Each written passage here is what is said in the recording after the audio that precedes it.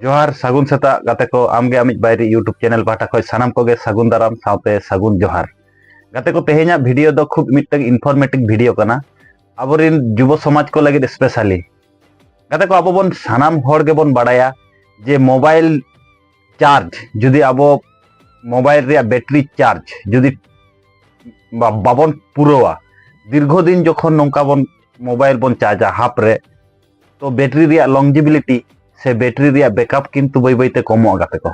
नोआ दो अडिगान होड़गे होयतो बाबन बाडाया किंतु नोआ किंतु मिटन एकदम मिटन सठिक तथ्य कना दीर्घ दिन जदि आबो फुल बांग चार्ज करते हाफ चार्ज करते बन उडुका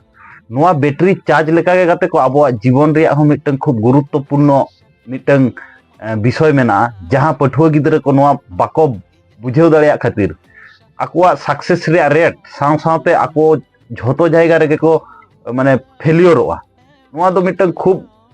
मिटन गुरुत्वपूर्ण पार्ट कना किंतु अडिगान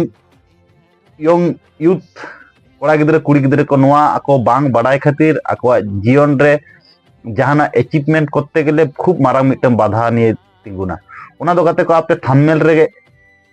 नेल काते के पे बुझेव नाम का जे आबो जापिद ओना मोबाइल रे बैटरी चार्ज लेका गे जुदी आबोवा हड़मो रे चार्जिंग जुदी ठीक ठाक भावे बांग हुआ ताले आबोवा किंतु मेंटली और फिजिकली स्ट्रॉन्ग बाबन हुई दड़ा और मेंटली फिजिकली स्ट्रॉन्ग जुदी आबो बाबन हुआ ताले आबो चिकते बन लड़ाया नोआ दुनिया धरती नितो वर्चुअल से कॉम्प्लिकेटेड नितो समाज व्यवस्था रे चिकते आबो बन लड़ाई काते बन जितकरोआ आपे कटी चिंताई तबन पे और नोआ नितो कार मॉडर्न आबोरिन सांतार पठुआ गिदरे कोड़ा गिदरे कुड़ी गिदरे जहां को स्कूल कॉलेज रे को ताहन कना मेस रे को ताहन कना अडी निदा धरिक को चेटेआ तारपरे अडी निदा धरिक को बेंगेदिया आरो मिटन आबो जहां प्रोग्राम रे आबो सनाम होड़ के को बने मिद निदा जुदी बाम जापिदा मिटन हड़मो रे ते तिना आमा गंडगोलुआ ओना दो ओकोय कामी होड़ उनकुई को बाडाया किंतु आबोरिन पठुआ गिदरे जानकारी हो बनु तको बाडाय रे बाको चेष्टाया और जीवन रे माने चेत कराव को ओना रे कोनो इये बन तेन दो उनकाना के मिटन खूब गुरुत्वपूर्ण आबोआ पर्सनालिटी डेवलपमेंट बोलो आबोआ फिजिकल डेवलपमेंट बोलो झोतो किछु डेवलपमेंट रे ओना विशेष भूमिका पालना ओना दो हुई कना गाते को आबो जापिद जापिद आबो 7 থেকে 8 घंटा जदि पर्याप्त परिमाण जापिद बाबन जापिदा ताहले आबोआ किंतु हड़मो रे आडी गान प्रॉब्लम हुई दाड़िया मानसिक डिप्रेशन थे शुरू करे आयमा गोटान डिजीज ते आबो बन एसेदोआ जहां दो आबोआ जीवन रे अडी मारंग प्रभाव विस्तारा तो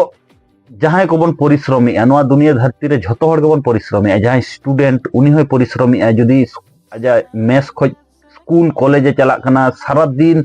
दौड़ झाप मिटन कामी रे अब बाडाय गया बन आबोआ सेल जहां मेना जहां कोष कोला मेना उना हो मिटन खयो कना झोतो जिनिस रे आगे मिटन खय मेना तो ओना खय पूरणोआ चिकते ओना खय दो पूरणोआ जखन जापिद हुआ पर्याप्त परिमाण जापिद जखन बन करावा उन समय ओना खयटा पूरणोआ एबार नोआ खय जुदी आबो बाबन पूरण दाड़ा से आडी लगन गाते आबो बन बयसोआ जहाना कामी रे आबोआ एनर्जी लेवल आडी डाउनोआ आबोआ माने फिजिकल मेंटल बाना हर तेगे उइक आबन और फिजिकल मेंटल तेबन उइक लेन खाय आबोआ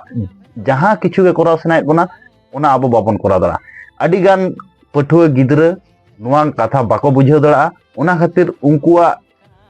माने जीवन रे आयमा गोटांग एटकेटोने सिर्जनोआ एबार समस्या दो मानवी जीवन रे तहन गया किंतु समस्या रे कारण जदि बाबन आइडेंटिफाई दड़ा ताले समाधान बांग बांग हुआ ओना खातिर आमगे आमिज बायरी यूट्यूब चैनल पाटा को सानाम पठुआ गिदरा को ठेज के मिटन अरदास मोबाइल दो मानवी लगी व्यवहार करना जाते मोबाइल रे एतो आलोबन डिपेंडेबल मा आबो खोज हो जहां अडी जास्ती प्राधान्य आलोबन एमायमा बांखा मिद दिन हिलो आबो जीवन किंतु अडी जोर गे बैकफुट रे हिजुआ उन समय दो किंतु आबो ओना बैकफुट खो बाबो राकाब दड़ा आयमा नोंका टैलेंटफुल हॉर नेल हुई कना आको अनडिसिप्लिन लाइफ खातिर नोआ दुनिया धरती खोज को विलुप्त कना मानुष दो मरणशील कना को तबे आमगे आमिज बायरी यूट्यूब चैनल पाटा को सानाम पठुआ गिदरा साथे जहां अडी कम टाइम को जापिदिया उनको को लगी नोआ वार्ता दो तो समय जापिद ताबन पे कर्म रे ताहेन ताबन पे मांग ताबन पे नोआ गे आमगे आमिज बायरे यूट्यूब चैनल और मिटन नोआ जहां कथाኝ लैयात बोना नोआ जापिद रिया नोआ दो गाते को साइंटिफिकली भावे प्रूफ नोआ दो चीन दिसम रिया मिटन जायगा रे 3300 हर चेतान रे नोआ दो गवेषणा हुई लेना अब हड़मो रे बारिया हरमोन कामियाय जदि अब पर्याप्त परिमाण बाबन जापिदा माने स्ट्रेस हरमोन जास्ती करते अब रिलीज ताबना और स्ट्रेस हरमोन रिया आर मिटन काउंटर लगे आर मिटन हरमोन इयो तामा ओना दो को लेया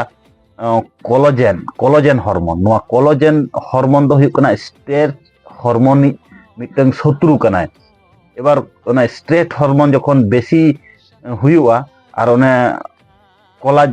कोलाजेन हरमोन जखन जास्ती ताहले बई बईते आबोआ किंतु बयस रिया छाप ओना खातिर नेतार आदिगान हड़ को माने पठुआ गिद्रे को नेल हुई कना एमन कि दिकु पठुआ गिद्रे हो नेल हुई कना आदि कम कम बयस रे चोखेर काली नुरा तकवा तारपरे कडी कडी कथा तेगे को रागिया जहाना जिनिस कंसंट्रेशन बाको एम दड़ा नोआ दो गाते को मिटन पर्याप्त परिमाण जापिद बांग खातिर जायहोक तेहेኛ टॉपिक दो मिटन इनफॉर्मेटिव ताहे कना जहां पठुआ गिद्रे को नितो हो माने नोआ अनडिसिप्लिन जीवन यात्रा एबन उनको नोआ खोज उडुको तावन पे और मांग से लहा तावन पे जीवन रे प्रतिष्ठित काते आबोआ आतु रिया दिसम रिया से जाति रिया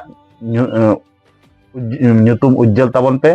नोआ गे आमगे आमिज बायरे यूट्यूब चैनल पाटा खज आपे कोठे मिटन अरदास एमेआ तो गाते को जहां नोआ वीडियो नावा पे नेलेआ तो नोआ चैनल रे दो प्रत्येक सेता मानमी रिलेटेड किछु फैक्ट दुनिया धरती रिलेटेड किछु फैक्ट समाज रिलेटेड किछु फैक्ट साथे मानमी रिलेटेड किछु क्वालिटी वीडियो हिजुआ तो प्रत्येक सेता नोआ चैनल सब्सक्राइब का तबन पे तो नोआ चैनल पे सब्सक्राइब लेखाय आलिया केटेज पतिया मेना 1% 2% होले आपे बेनिफिट हुआ जहां बेनिफिट ते अब जीवन डहार और सहज खोज सहज से मांग सेट बन लहा इदी दला मा एनखान सानाम कोगे आर मिद दा जोहार एम काते वीडियो मुचाद मांग रे जहां मिटन कथा लय हुआ नोआ दुनिया धरती रे सानाम हर खुशी रस्कते को ताहेन मा साथे आबो हो खुशी बन एमा कोमा और आबो जदी एटा हर खुशी बन एमा कोआ अने गिफ्ट रिटर्न माने 10 टू द पावर 10 रिटर्न बन जामा किंतु नोआ थियोरी ते आबो अप्लाई करते जीवन रे तालाम डहार रे बन जितकरो मा नोआ गे आमगे आमिज बायरे यूट्यूब चैनल पाटा को सानाम को गे मिद धाव आर मिद धाव माने आर मिद धाव वार्ता एम काते तेहेኛ वीडियो दो नोडे गे मुचेदोग कना तो दुनिया रेन सानाम मानमी खुशी रस्कते को ताहेन मा साथे एटा होड़ा खुशी रे आबो हबन खुशी मा एनखान सानाम को गे आर मिद धाव जोहार।